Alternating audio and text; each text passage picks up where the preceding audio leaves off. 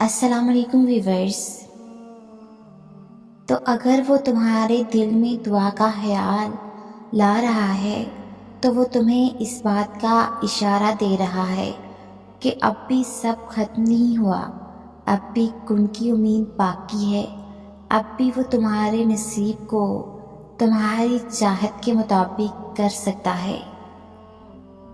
کبھی سوچا ہے اگر اللہ کا دعا قبول نہ کرنی ہوتی تو وہ بلا وجہ تمہارے دل کو ایک ہی دعا پر کیوں روک دیتا؟ اگر قبول نہ ہونی ہوتی تو اللہ تمہارا دل بدل بھی تو سکتا تھا۔ بس تھوڑا سا صبر اور کر لو، دیکھو یہاں تک بھی تو صبر ہی کیا ہے نا، تو تھوڑا سا اور صحیح ہو سکتا ہے وہ تقدیر بدلنے والا لمحہ بس سامنے ہو سکتا ہے بس اگلے قدم پر ہی معجزہ ہو جائے۔ تمہاری مخلص دل سے نکلی ہوئی دعائیں تو کب کی قبول ہو چکی ہیں، بس ان کا سامنا کرنا باقی ہے۔